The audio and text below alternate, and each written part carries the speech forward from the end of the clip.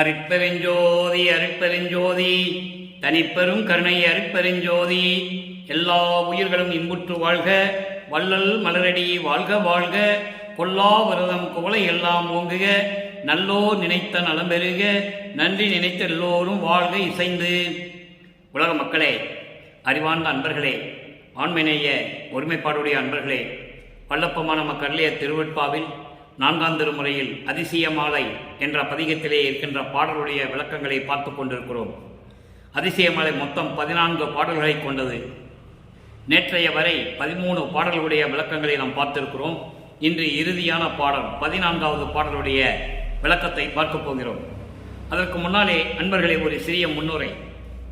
இந்த பிரபஞ்சம் தோன்றிய காலத்திலிருந்தே சமயங்களும் மதங்களும் மார்க்கங்களும் சூழ்ந்திருந்த காலகட்டங்களில் இறைவனை எப்படியெல்லாம் போற்றி பாடினார்கள் என்பதையும், அதையே பின்பற்றி வல்லற்பமானவர்கள் இறைவனை எப்படி பாடினார் என்பதையும், அதன் பிறகு மறைப்பு நீங்கிய பிறகு, அதாவது இறைவன் தன்னை ஆட்கொண்ட பிறகு, அருட்பெருஞ்சோதி ஆண்டவர் 9வது ஆண்டிலே இந்த மண்ணுலக்கே வருவிக்கவுற்று 9வது ஆண்டிலே ஆட்கொண்ட பிறகு, தன்னுடைய மறைப்பு நீங்கிய பிறகு, தான் யார் என்ற நிலையை உணர்ந்த பிறகு இறைவனை எப்படி வேண்டுகிறார் என்பதையும், அதே நேரத்தில் சமயங்களும் மதங்களும் மார்க்கங்களும் சாராத நிலையில் சமரச சுத்த சன்மார்க்க சங்கத்தினுடைய முக்கிய தடைகள், இந்த சமயங்களும் மதங்களும் மார்க்கங்களும் இல்லாத அந்த நிலையில் இறைவனை எப்படி வேண்டுகிறார் என்பதையும், சமரச சுத்த சன்மார்க்க சங்கத்தினுடைய நிலை என்ன என்பதையும், எப்படியெல்லாம் இறைவனிடம் அருளை பெற்றுக்கொள்ளலாம் என்பதையும் தெளிவாக நமக்கு அருளியிருக்கிறார்கள்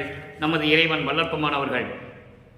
அதன் அடிப்படையிலே நாம் 4ஆம் திருமுறையில் இருக்கின்ற பாடல்களை, அதனுடைய விளக்கங்களை, எப்படி சமரச சுத்த சன்மார்க்கத்தை பெற்ற பிறகு 6ஆம் திருமுறையிலே எப்படி விளக்கி கூறியிருக்கிறார் என்பதையும் ஒப்பிட்டு பார்த்து கொண்டிருக்கிறோம்.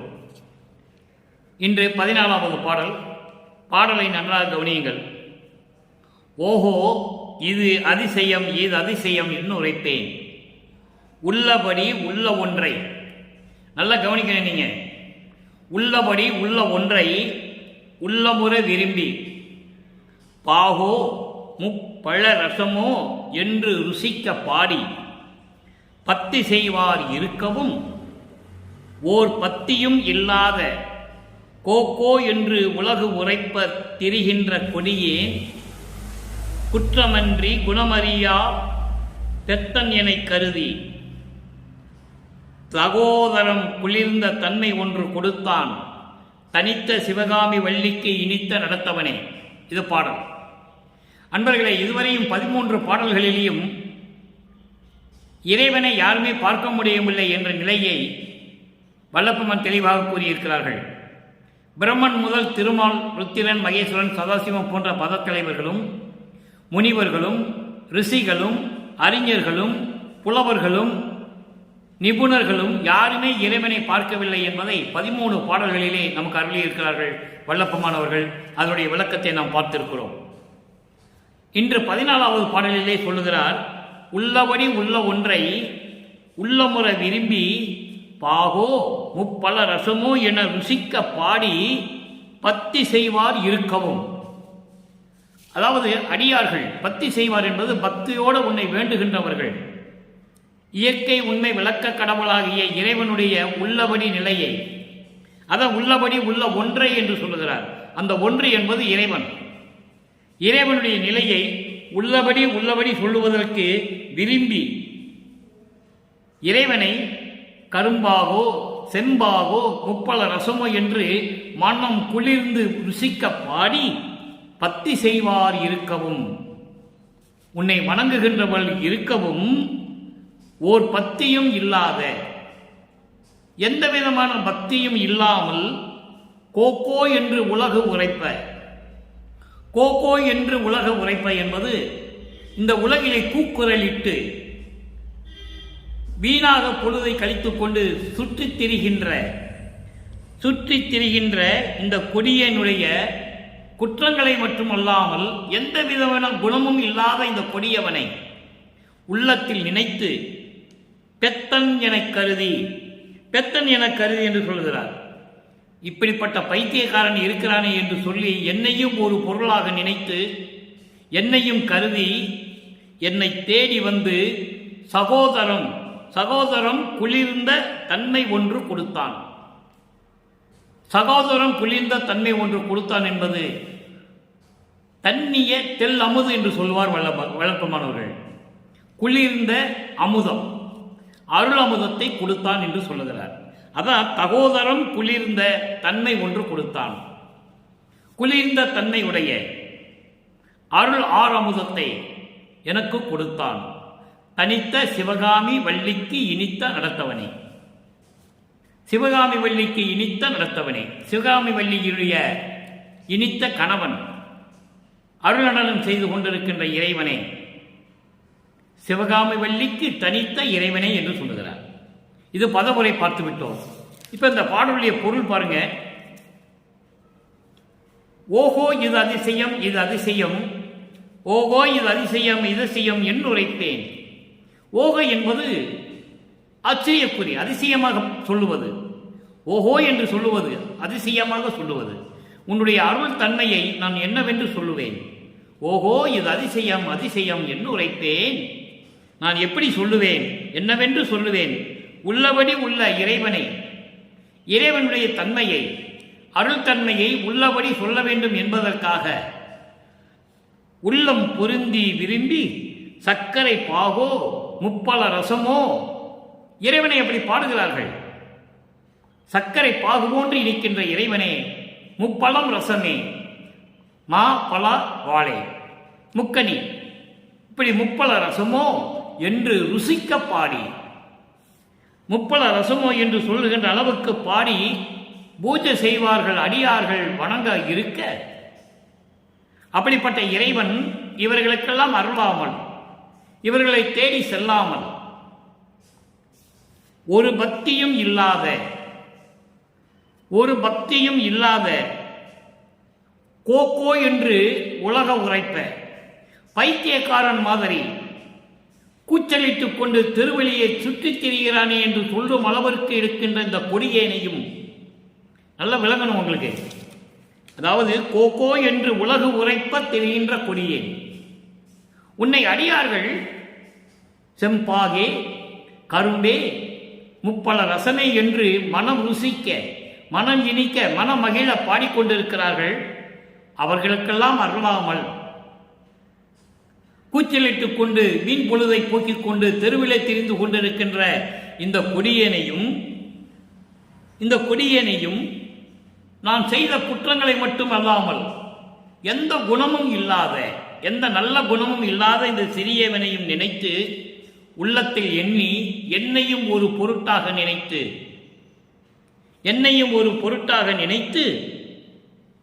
என்னிடம் வந்து அடைந்து உன்னிடம் இருந்த குளிர்ந்த தன்மையுள்ள அந்த அருள் ஆரமுதத்தை எனக்கு கொடுத்தான். யாருக்கும் தென்படாத இறைவன் அடியார்கள் செல்லும் பாகியே முக்கனியே என்றெல்லாம் உள்ளம் ருசிக்க, உள்ளம் மகிழ பாடிக்கொண்டிருக்கிறார்கள். அவர்களுக்கு அருளாமல் தெருவிலே திரிந்து கொண்டு கூச்சலிட்டுக் கொண்டு திரிந்து கொண்டிருக்கின்ற இந்த கொடியவனையும், குற்றங்கள் செய்தவன் மட்டுமல்லாமல் எந்தவித நல்ல குணங்களும் இல்லாத இந்த சிறியனையும் எண்ணி என்னையும் ஒரு பொருளாக நினைத்து என்னிடம் வந்து குளிர்ந்த தன்மையுள்ள ஒரு அருள் அமுதத்தை எனக்கு கொடுத்தான். சிவகாமி வள்ளிக்கு இனித்த நடத்தவனே என்று சொல்லுகிறார். என்னையும் பொருட்டாக கொண்டு இரவா வரமளித்து, அன்னையில் உவந்த அருட்பெருஞ்சோதி என்று சொல்லுவார். இரவா வரமளித்து ஏரான் இளமீசை ஏற்றிய அறவாளியாம் அருட்பெருஞ்சோதி என்று சொல்லுவார். அப்படிப்பட்ட அருள் அமுதத்தை கொடுத்த எனது இறைவனே என்று சொல்லுகிறார். இது பாடலுடைய பொருள். இப்போ சமயங்களும் மதங்களும் மார்க்கங்களும் சார்ந்த நிலையில், தன்னை யார் என்று அறியாத நிலையில், சமரச சுத்த சன்மார்க்கத்தை தந்தையிடமிருந்து பெறாத நிலையில் இறைவனை போற்றி பாடி இப்படியெல்லாம் எனக்கு இறைவன் வந்து அருள் கொடுத்தான் என்று சொல்லுகிறார்.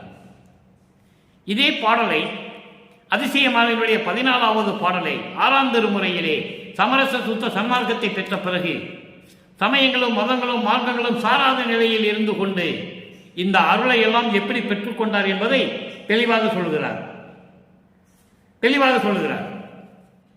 முதலிலே அகவலிலே சொல்லுவார். இந்த பாடலிலே சொன்ன பாடல் பாருங்க, அதாவது இறைவனை எந்த விதமான பக்தியும் இல்லாமல், இறைவனிடம் எந்த விதமான பக்தியும் இல்லாமல் வீணாக பொழுதை போக்கிக் கொண்டு தெருவிலே சுற்றி கொண்டிருந்தேன் என்று உலகம் சொல்லும் அளவிற்கு, பைத்தியக்காரன் என்று சொல்லும் அளவிற்கு நான் தெரிந்து கொண்டிருந்தேன் என்று சொல்லுகிறார். இதையே அகவலிலே சொல்லுகிறார் பாருங்கள். தோத்திரம் புகழேன் பாத்திரம் அல்லேன் ஆத்திரம் அளித்த அருட்பெருஞ்சோதி. ஆத்திரம் என்பது கோபம் அல்ல. உலகிலேயே சொல்லுவார்கள் அவன் ஒரு ஆத்திரம் பிடித்தவன் சொல்லுவார்கள். இதுங்க அப்படி அல்ல. ஆப்ளஸ்திரம். ஆப்ளஸ்திரம் என்பது வியக்கும் அளவிற்கு, அதிசயமாக எல்லோருமே அதிசயமாக பார்க்கும் அளவிற்கு எனக்கு அருள் வல்லமையை கொடுத்த இறைவன் என்று சொல்கிறார். தோத்திரம் புகழேன். பக்தியோடு உன்னை வணங்குவதற்கு எனக்கு தெரியாது. உன்னை பக்தியோடு நான் வணங்கவில்லை. தோத்திரம் என்பது பக்தியோடு மந்திரங்களை சொல்லி வேதங்களை சொல்லி உன்னை நான் வணங்கவில்லை. அது எனக்கு தெரியவில்லை. பாத்திரம் அல்ல. அதுக்கு தகுதியானவன் நான் கூட அல்ல. நான் அதுக்கு நான் தகுதியானவன் கூட கிடையாது. உன்னை வணங்குவதற்கு எனக்கு தெரியவில்லை. உன்னை வணங்குவதற்கு எனக்கு தகுதி இல்லை. இருந்தாலும் ஆத்திரம் அளித்த அருட்பெருஞ்சோதி. ஆ பிளஸ் திறம். ஆ என்பது அருள் வல்லமையோடு எல்லோரும் வியக்கும் அளவிற்கு, வியக்கத்தக்க அளவிற்கு எனக்கு அருளை கொடுத்தவர் அருட்பெருஞ்சோதி என்று சொல்லுகிறார். அடுத்த ஒரு பாடல் பாருங்க. இந்த அமுதத்தை எப்படி வாங்கினார் என்று சொல்லுகிறார். அதிசய மலையிலே தகோதரம் குளிர்ந்த ஒன்றை கொடுத்தான் என்று சொல்லுகிறார். தகோதரம் குளிர்ந்த தன்மை ஒன்று கொடுத்தான். அப்ப அந்த அருள் அமுதத்தை எப்படி பெற்றுக்கொண்டார்? அகவலிலே சொல்வார் மிகவும் எளிமையாக, அருள் அமுதம் எனக்கே அளித்து அங்கே கொடுத்தான் என்று சொல்லுகிறார். அதை எப்படி பெற்றுக்கொண்டார் என்று சொல்றார் பாருங்க. அருள் அமுதம் எனக்கே அளித்து அருள் நெறிவாய் தெருள் உற வளர்க்கும் சிவமே சிவமே. அன்பர்கள், இங்கே சிவம் என்பது அருட்பெருஞ்சோதி. நன்றாக புரிந்து கொள்ள வேண்டும். மதங்களும் சமயங்களும் மார்க்கங்களும் சாராத இறைவன் அருட்பெருஞ்சோதி. எந்த மார்க்கத்தையும் சாராத இறைவன் அருட்பெருஞ்சோதி. எந்த மதத்தையும் சாராதவன் அருட்பெருஞ்சோதி. எந்த சமயங்களையும் சாராத இறைவன் அருட்பெருஞ்சோதி. அதைதான் இங்கே சொல்லுகிறார். அருள் அமுதம் எனக்கே அளித்து, எனக்கு மட்டும், இந்த பிரபஞ்சத்தில் எனக்கு மட்டும் அருள் அமுதத்தை அளித்து அருள் நெறிவாய் அருள் வழியில் என்னை நிலைநிறுத்தி தெருள் உற வரக்கும் சிவமே சிவமே. தெருள் உரை என்பது அருள் பக்குவத்தோடு. அருள் பெறுவது முக்கியம் அல்ல, அந்த அருளை எப்படி பயன்படுத்த வேண்டும் என்ற பக்குவத்தையும், அது அருள் பக்குவம் என்று சொல்லுகிறார். அதை தான் தெருள் உரை என்று சொல்லுகிறார். அருள் பக்குவத்தோடு என்னை வளர்க்கும் சிவமே சிவமே அருட்பெருஞ்சோதியே என்று சொல்லுகிறார். அடுத்து பாருங்க, அருள் நிலை பெற்றனை. இப்ப அருள் அமுதத்தை கொடுத்தார் என்று சொன்னார் 4ஆம் திருமுறையிலே நாம் பார்த்த பாடலிலே. அந்த அருள் அமுதத்தை எப்படி பெற்றுக்கொண்டேன் என்று சொல்லுகிறார். அதற்கு தந்தை சொல்லுகிறார் பாருங்கள். மகனிடம் தந்தை சொல்லுகிறார், அருள் நிலை பெற்றனை உலக மக்களுக்கு தெரியப்படுத்துகிறார் வல்லபெருமானவர்கள். தான் சொல்லுகிறார் அருளை பெற்றுவிட்டேன் என்று சொல்லுகிறார். அதை தந்தை எப்படி சொல்லுகிறார் என்பது உலக மக்களுக்கு தெரியப்படுத்துகிறார். அருள் நிலை பெற்றனை, மகனே நீ அருள் நிலையை பெற்றுவிட்டாய், கடவுள் நிலையை அடைந்து விட்டாய். அதைதான் சொல்லுவார். அற்புதமாக இருக்கும். சமயம் கடந்த ஒரு வெளிமேல் பூரணமை, அதாவது சமயங்களெல்லாம் கடந்த ஒரு வெளியில் இருக்கிறது சொல்லுவார். அற்புதமாக இருக்கும் அன்பர்களே. அருள்நிலை பெற்றனை, அருள் வடிவு உற்றனை, இறைநிலையை அடைந்து விட்டாய். அருள்நிலை பெற்றனை, அருள் வடிவு உற்றனை, நீ அருட்பெருஞ்சோதி ஆகிவிட்டாய். அருள் வடிவு என்பது ஞான தேகம். ஞான தேகம் என்பது தோன்றும் தோன்றாமல் இருக்கிற தேகம். பராபர வெளி. சுத்த தேகம் பரவெளி, புரோண தேகம் பரம்பர வெளி, ஞான தேகம் பராபர வெளி. இந்த 3 வெளிகளையும் கடந்ததான் பெருவெளி, பெருசுக வெளி. அந்த நிலையில் இருக்கிறதை சொல்லுகிறார். அருள்நிலை பெற்றனை, அருள் வடிவு உற்றனை, அருள் அரசு இயற்றுக என்று அருளிய சிவமே. நான் அருட்பெருஞ்சோதி ஆகிவிட்டேன், நான் கடவுளாகிவிட்டேன். மகனே, நீ கடவுளாகிவிட்டாய், அருள் அரசு இயற்றுக, இந்த பிரபஞ்சத்தை இயக்குவாயாக. சமயங்களும் மதங்களும் மார்க்கங்களும் சாராத நிலையில் அவையெல்லாம் மடிந்து ஒளிந்து விட்டன என்று சொல்லுகிறார் திருவருட்பாவிலே. அப்படிப்பட்ட நிலையில் இருந்து கொண்டு அருளாட்சி செய்க என்று சொல்லுவார். திரு அருள் செங்கோலாட்சி செலுத்துவோம் என்று சொல்லுவார் வல்லப்பெருமானவர்கள். அந்த நிலையில் இருந்து கொண்டு இந்த பிரபஞ்சத்தை நீ இயக்குவாயாக என்று சொல்லி தன் மகனுக்கு கட்டளையிட்டுகிறார், அருளை கொடுக்கிறார் என்பதை நமக்கு தெளிவாக காட்டுகிறார்கள் வல்லப்பெருமானவர்கள். அதுக்கு அடுத்தபடியாக இந்த பாடலிலே அதிசய மாலையிலே சொல்லப்பட்ட அடுத்த ஒரு நிலை, உள்ளபடி உள்ள ஒன்றை உள்ளமுறை விரும்பி பாகோ முப்பல ரசமோ என ருசிக்க பாடி பதி செய்வார்கள் இருக்க.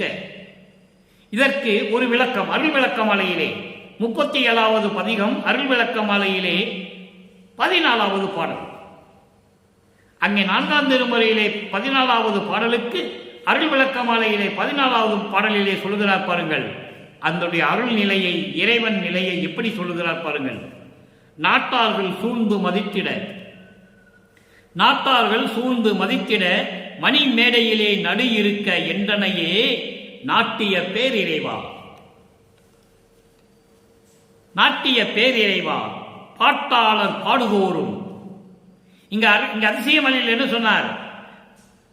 பாகோ பல ரசமோ என ருசிக்க பாடி பத்தி செய்வார் என்று சொல்லுகிறார். அதையே 6ஆம் திருமுறையிலே சொல்லுகிறார், பாட்டாளர்கள் பாடுவோரும் பரிசு அளிக்கும் துறையே. பண்ணுமறை பாட்டே மெய்ப்பாட்டன பயனே கூட்டாளா சிவகாமி கொடிக்கு இசைந்த கொழுனா. இங்கு அதிசய மாலையிலே தனித்த சிவகாமி வள்ளிக்கு இனித்த நடத்தவனே என்று சொல்லுவார். அதையே 14வது பாடல் 6ஆம் திருமுறையிலே சொல்லுகிறார், கூட்டாளா. கூட்டாளா என்பது என்னை கூடியவனே. சிவகாமி கொடிக்கு இசைந்த கொழுனா, கொழுனா என்பது கணவனே. சிவகாமி வள்ளிக்கு இனித்த விரும்பிய விருப்பமுள்ள கணவனே. கோவே என் கனவா, என் கனவா என்று சொல்லுகிறார். என் கனவா என்றால் என்னை ஆட்கொண்டவனே, என்னோடு இரண்டர கலந்து கொண்டவனே. வல்லப்பெருமான் திருவருட்பாவிலே பல இடங்களிலே சொல்லுவார், என்னை மாலையிட்ட மணவாளா என்று சொல்லுவார். தன்னை தலைவியாகவும் இறைவனை தலைவனாகவும் கற்பனை செய்து என்னை மாலையிட்ட மணவாளா என்று சொல்லுவார். அப்படி என்றால் என்னோடு இரண்டர கலந்து கொண்ட இறைவனே என்று அர்த்தம். என் குறவா, என் குறவா என்பது என் தலைவனே, சமரச சுத்த சன்மார்க்கத்தினுடைய தலைவனே, சமரச சுத்த சன்மார்க்க சங்கத்தை உருவாக்கி என்னிடம் கொடுத்த தலைவனே. என் குணவா, குணங்கள் கொண்ட இறைவனே, 8 குணங்கள் கொண்ட இறைவனே. 8 குணங்கள் இறைவனுக்கு உண்டு. நீட்டாளர் புகழ்ந்து ஏத்த மணிமன்றி நடிக்கும் நீதி நடத்தரசே என் நெடுமொழி கொண்டு அருளே. இந்த பாடலுடைய விளக்கம் பாருங்க. நாட்டார்கள் சூழ்ந்து மதித்திட, என்னை வல்லப்பெருமானை சொல்லுகிறார், என்னை நாட்டார்கள் சூழ்ந்து மதித்திட. நாட்டார்கள் என்பது நவநிலை தலைவர்கள். நவநிலை தலைவர்கள் என்பது பதத்தலைவர்கள். பிரம்மன், திருமால், ருத்திரன், மகேஸ்வரன், சதாசிவம் போன்ற பதத்தலைவர்கள். விண்ணோர் வேந்தனாகிய இந்திரன், தேவர்கள், முனிவர்கள், சித்தர்கள் எல்லாமே நாட்டார்கள் வந்துள்ளது. வானவர்களை சேர்ந்து வந்துடும். நவநிலை தலைவர்கள் லிஸ்ட்ல வந்துடும். அவர்களெல்லாம் என்னை மதித்திட, என்னை சூழ்ந்து மதித்திட மணிமேடையிலே நடு இருக்க என்றனையே நாட்டிய பேரறைவா. மணிமேடையிலே நடு இருக்க என்பது சிவநிலையிலே, சிவநிலை என்பது 16வது நிலை. 16வது நிலை என்பது கடவுள் நிலை அறிந்து அம்மையமாதல். அதுதான் ஞானத்தின் ஞானம். சரியை, கிரியை, யோக ஞானம். முன்னாங்க 12 நிலைகள் சமயங்களையும் மதங்களையும் மார்க்கங்களையும் நிலைகள் எல்லாம் சார்ந்தது.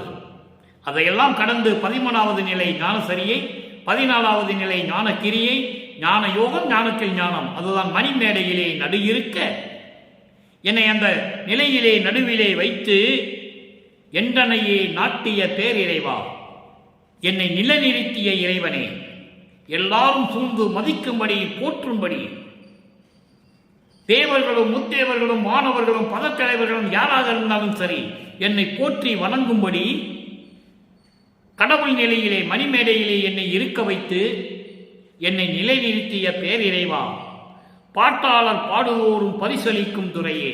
இங்கே பாட்டாளர்கள் என்பது அன்பான அடியார்கள், அன்புடைய அடியார்கள். அன்புடைய அடியார்கள் என்பது கொலையும் புலையும் தவிர்த்தவர்கள். சிவாயனமா சிவசிவா என்று போற்றி போடினால் மட்டும் போதாது, கொலையும் புலையும் தவிர்த்திருக்க வேண்டும். இதற்கு உதாரணமாக சொல்ல வேண்டும் என்றால், காசியிலே பார்த்தீர்களானால் சிவாயனம்மா சிவசிவா என்று சொல்லி உடம்பெல்லாம் திருநீர் பூசிக்கொண்டு ருத்ராட்ச மாலையை போட்டுக்கொண்டு எரிக்கும் பிணங்களை தோண்டி திங்கிறவன். அப்படிப்பட்டவன் அடியார்கள் அல்ல. சமரச சுத்த சன்மார்க்கத்தில் புலையும் கொலையும் தவிர்த்தவர்கள் தான் அன்பு அடியார்கள். அப்படிப்பட்ட அடியார்கள் பாடுதோறும், உன்னை வணங்கும் போது உன்னை மனம் உருகி பாடுந்தோறும் பரிசு அளிக்கும் துறையே, அருள் நிலைகளை எல்லாம் அருள் செல்வங்களை எல்லாம் கொடுக்கக்கூடிய துறையே, அருப்பெருஞ்சோதியே, பண்ணும் மறை பாட்டே மெய்ப்பாட்டனும் பயனே. வேதங்கள் சொல்லப்படுகின்ற, வேதங்கள் சொல்லுகின்ற, ஓதுகின்ற விளக்கங்களுக்கெல்லாம் விளக்கமாக, உண்மை இயற்கை உண்மை விளக்கமாக திகழ்ந்து கொண்டிருக்கின்ற இறைவனே, அதான் மெய்ப்பாட்டினது பயனே என்று சொல்லுகிறார். அப்படிப்பட்ட இறைவனே, கூட்டாளா என்னை கூடியவனே, என்னோடு இரண்டர கலந்து கொண்ட இறைவனே, சிவகாமி கொடிக்கு இசைந்த கொழுனா, சிவகாமி வள்ளிக்கு விரும்பிய காதலனே, கணவனே. கொழுனா என்பது கணவன். அப்படிப்பட்ட கணவனே, கோவே எனது அரசே, என் கனவா, என்னோடு இரண்டர கலந்து கொண்டிருக்கின்ற எனது இறைவனே, 8 குணங்கள் கொண்ட இறைவனே, என் குணவா என்று சொல்கிறார். அப்படிப்பட்ட இறைவனே, 8 குணங்கள் உண்டு இறைவனுக்கு. தன்மையத்தனாதல், தூய உடம்பினாதல், இயற்கையை உணவினாதல், முற்றிலும் உணருதல், இயற்கையவே பாசங்களை நீக்குதல், முடிவில் ஆற்றல் உடைமை, பேரறிவில் உடைமை, வரம்பில் இன்ப உடைமை. இப்படி 8 குணங்கள் உண்டு.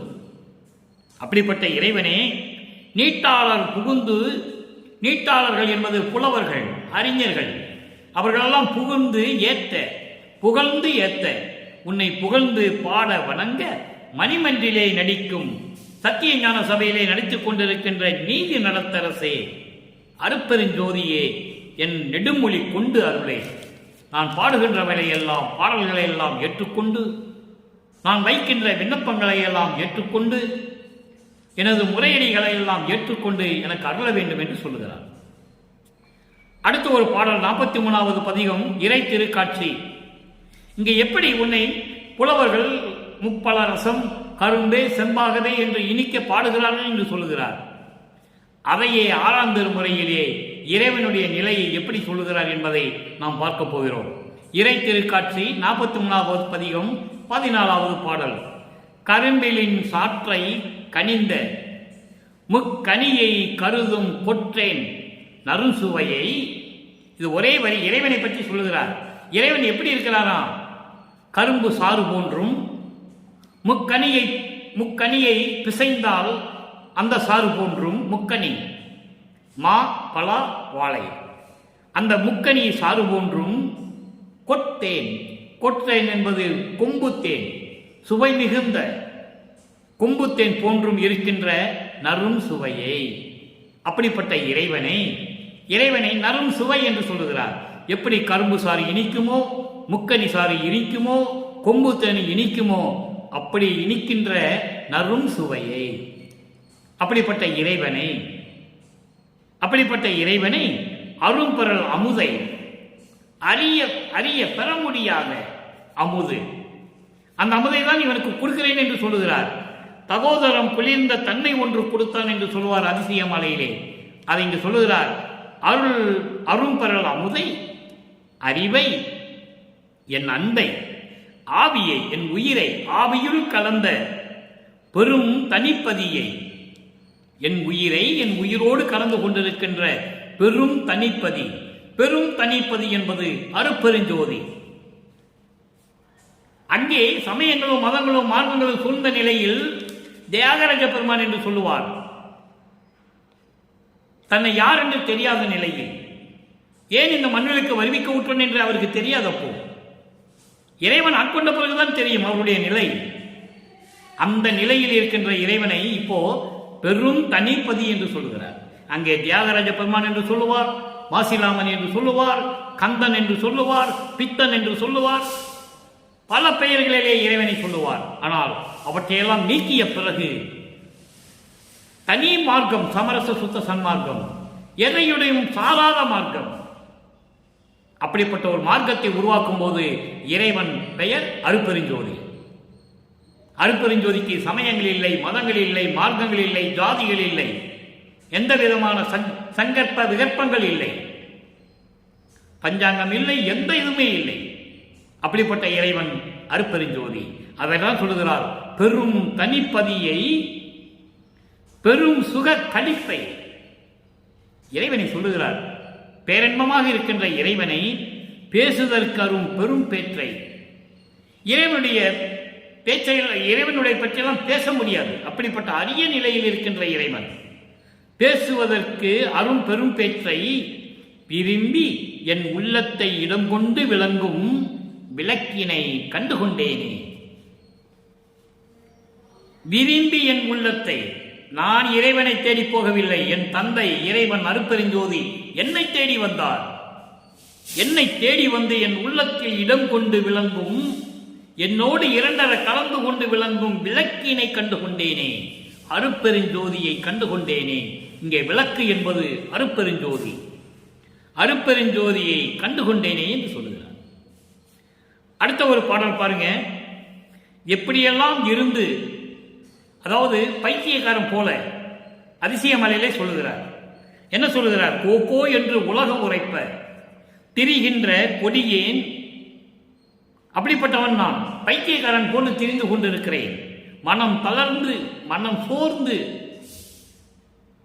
நான் இந்த மண்ணுலகிலே வருவிக்க உற்று பிறந்து வறந்து எப்படியெல்லாம் துன்பப்பட்டுக் கொண்டிருக்கிறேன் என்று சொல்லுகிறார்.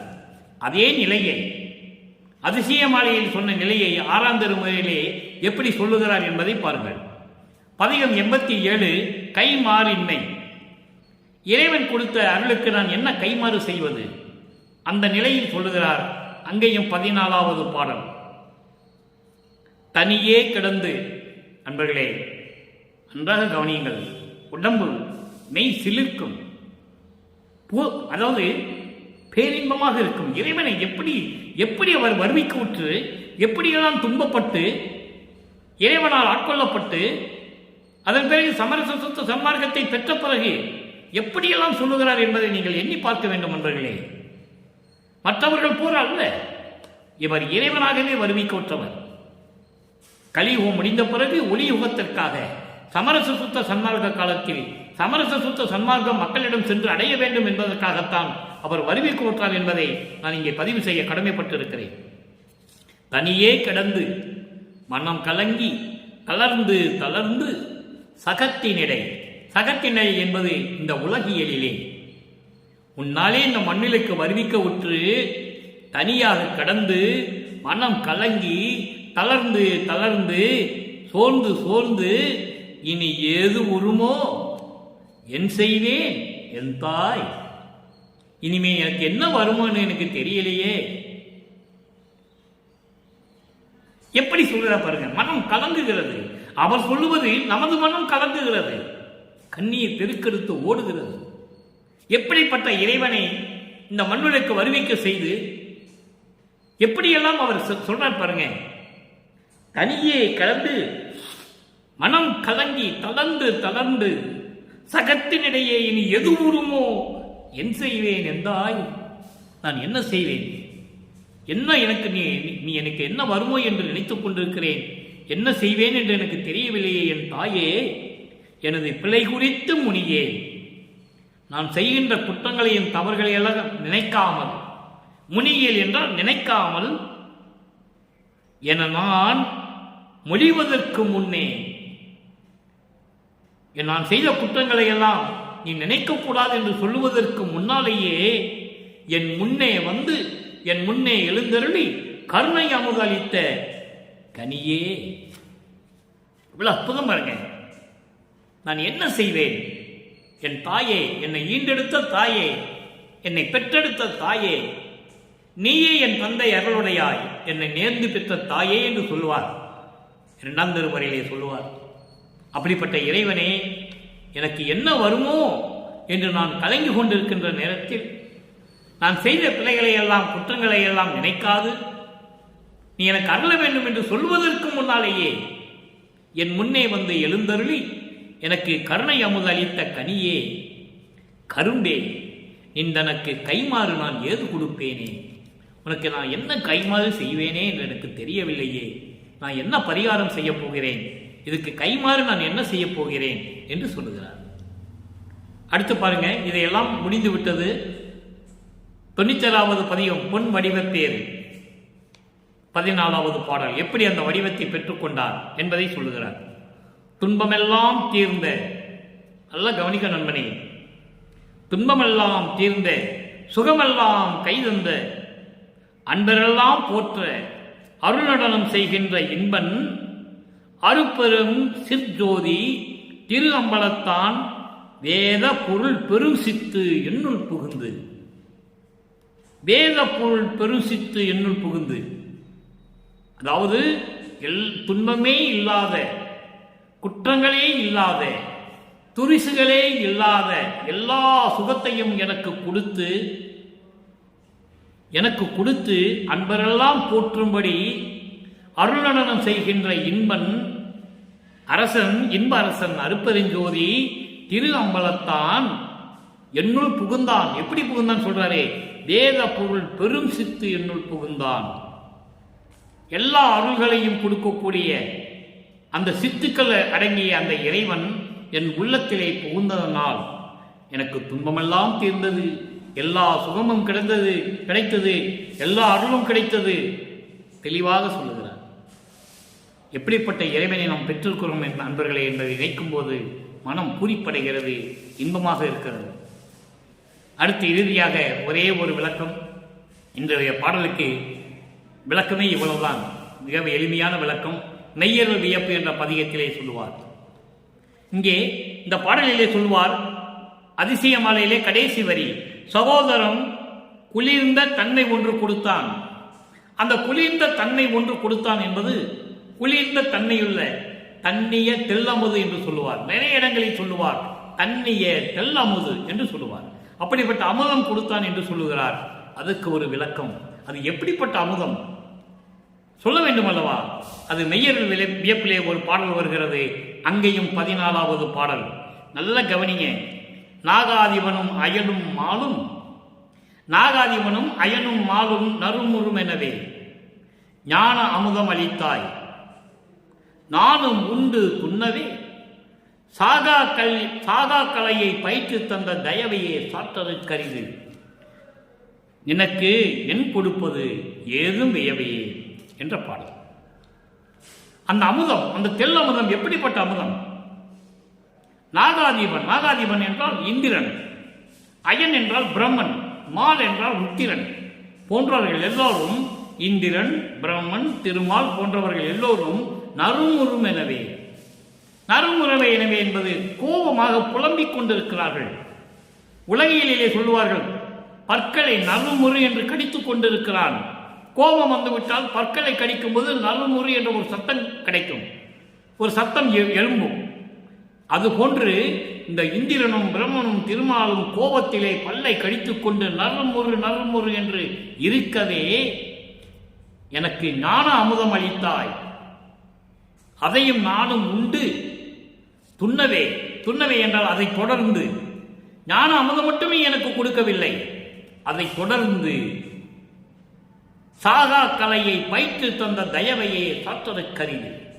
ஆக சாகா கலையை வல்லப்பமான ஒருவர்தான் பெற்றுக்கொண்டார் இறைவனிடமிருந்து என்பதை இந்த பாடலிலே தெளிவாக சொல்லுகிறார்.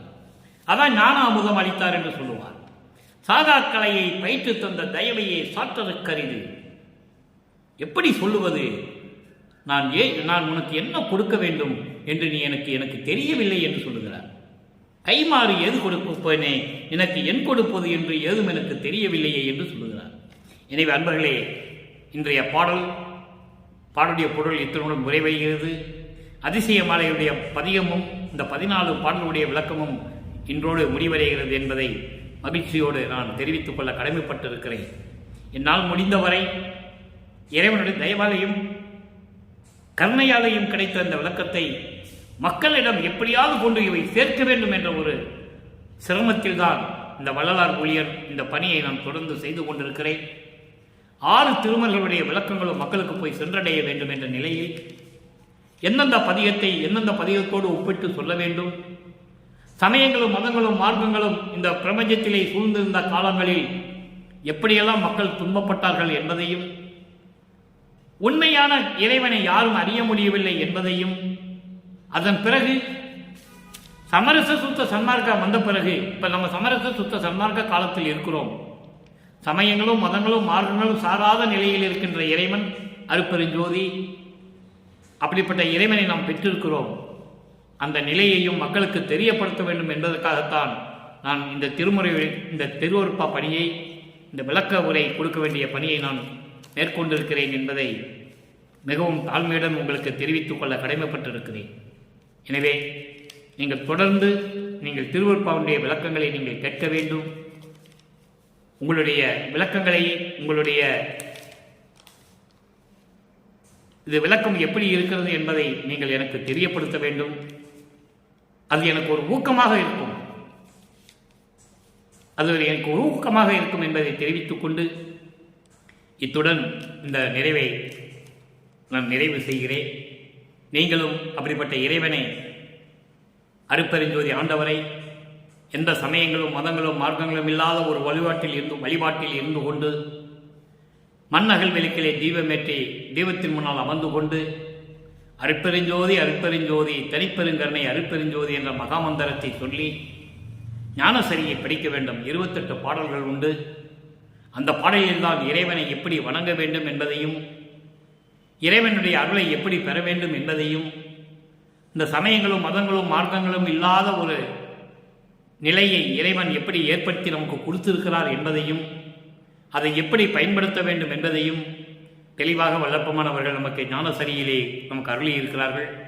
எனவே ஞானசரியை படித்து இறைவனுடைய அருளை பெற்று நீங்கள் இந்த உலகிலே நோயின்றி வாழ வேண்டும் என்று இறைவனை வேண்டிக் கொண்டு, இறைவனுடைய தயவாலையும் கருணையாலையும் இந்த வள்ளலார் ஊழியன் விடைபெறுகிறேன். மீண்டும் நாளை சந்திப்போம். நன்றி, வணக்கம். அருட்பெருஞ்சோதி அருட்பெருஞ்சோதி தனிப்பெரும் கருணை அருட்பெருஞ்சோதி.